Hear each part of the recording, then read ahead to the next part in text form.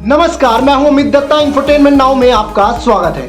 2024 लोकसभा चुनाव के पहले जहां एक बार फिर से यूनिफॉर्म सिविल कोड यानी एक देश एक कानून के मुद्दे पर जोरदार बहस छिड़ गई है, वहीं इसी के साथ हिंदू कोड बिल में भी समान कानूनी अधिकारों को लेकर मुद्दा गर्मा गया है। 18 जून को दिल्ली के कनॉट प्लेस में जहां एक और मैन वेलफेयर ट्रस्ट ने फादर्स डे का जश्न मनाया, तो वहीं एक तरफा कानूनों को लेकर सवालों की झड़ी लगा दी।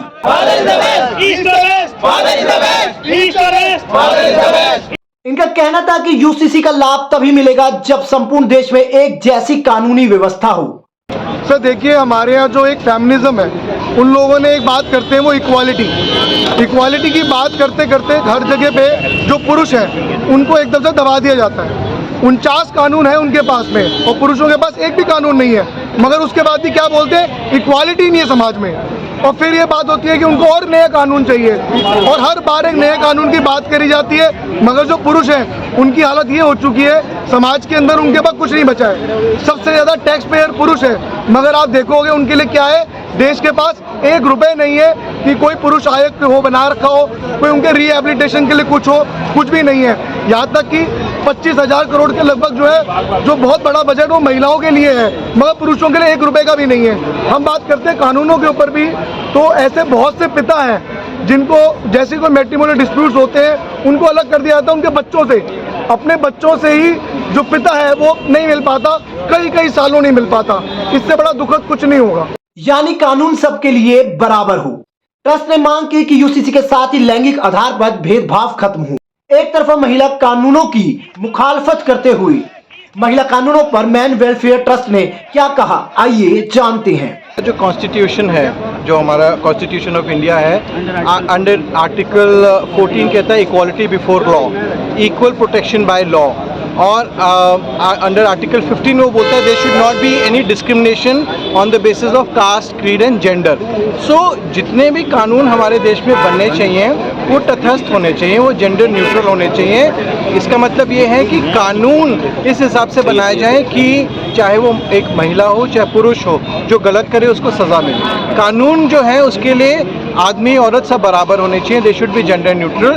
तो जितने भी हमारे कानून देश में बनाए जाते हैं वो एक बहुत बार ऐसा देखा गया कि मीडिया के प्रेशर में आकर, पब्लिक सेंटिमेंट्स की वजह से या किसी तरह के दबाव में आकर पक्षपाती कानून बना दिए जाते हैं। और हमारे देश में इस तरह के बहुत से लिंग पक्षपाती कानून हैं जिनका बहुत वृहद स्तर पर दुरुपयोग हो रहा है। और इन कानूनों में ऐसा कोई प्रावधान नहीं है कि कानून उनका कोई दुरुपयोग करेगा तो उसको सज़ा मिलेगी। मैन वेलफेयर ट्रस्ट ने घरेलू हिंसा कानून पर भी कई सवाल खड़े किए, साथ ही फेमिनिज्म को कटघरे में खड़ा करते हुए एक तरफा कानून के विरुद्ध जोरदार प्रहार किया। हमारे देश के अंदर जैसे आप डोमेस्टिक वायलेंस एक्ट लोगे या डाउरी प्रोहिबिशन या रेप के लॉज लोगे, ये जेंडर बायस है, मतलब जेंडर के आधारित पे ये कानून बनाए गए हैं सारे के सारे। अगर आप यूनिफॉर्म सिविल कोड की बात करते हो तो यूनिफॉर्मिटी जब आएगी जब आप पुरुषों को भी जो डोमेस्टिक वायलेंस है उसके अंदर आप संरक्षण दो। जितने भी रेप है, लड़कों के साथ भी सेक्सुअल हैरेसमेंट होता है, सेक्सुअल हैरेसमेंट वर्क प्लेस भी होता है, मगर उनके लिए कोई प्रावधान ही नहीं है, वो कहीं जाके अपनी आवाज़ ही नहीं उठा पाते। आज महिलाओं से 3 गुना ज़्यादा सुसाइड रेट हो गया है। 1,18,000 लड़के हर साल सुसाइड कर रहे हैं। उनके पास डाटा जो है वो तो ये आता ही नहीं है कि कितने केस जो है वो सेटलमेंट हो गए। ऐसे हजारों केसेस हैं, लाखों केसेस हैं जहाँ पे लड़कों को प्रताड़ित करा जाता है, वो डर के मारे लाखों करोड़ों रुपए लेके सेटलमेंट कर लेते हैं। जहाँ महिलाएं ऐसी हैं जो आज की तारीख में शादी इसलिए करती हैं कि केवल कि उनको पैसा मिल जाए, मतलब एक बिजनेस बना हुआ है ये, तो सबसे बड़ा घोर धंधा बना पड़ा है। ये पूरी इंडस्ट्री चल रही है। फेमिनिस्ट फंडिंग हो गई, जितने भी सोरोस फंड और ये वो आपने सुना ही होगा, तो बहुत बड़ी इकनॉमी जो है फेमिनिज्म के नाम पे चल रही है।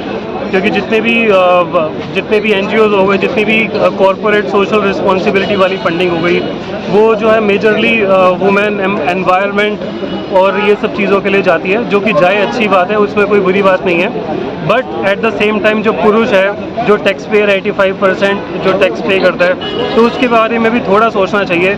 जैसे कि मिनिस्ट्री फॉर वुमेन है और DCW है, दिल्ली कमीशन फॉर वुमेन है, और महिला थाने बने हुए हैं। तो हम बस ये कहते हैं कि एक छोटा सा काउंटर खोल लो पुरुषों के लिए भी। जो लॉ मिसयूज़ का जो पॉइंट है वो यूसीसी में ज़रूर आना चाहिए कि जो मिसयूज़ कर रहा है वो उसको उसके ऊपर सेम सेट ऑफ सज़ा होनी चाहिए जो एक एक्यूज को होती है। तो देखा आपने, यूसीसी के साथ ही अब हिंदू कोड बिल पर भी लोगों ने अपनी आवाज मुखर कर दी है।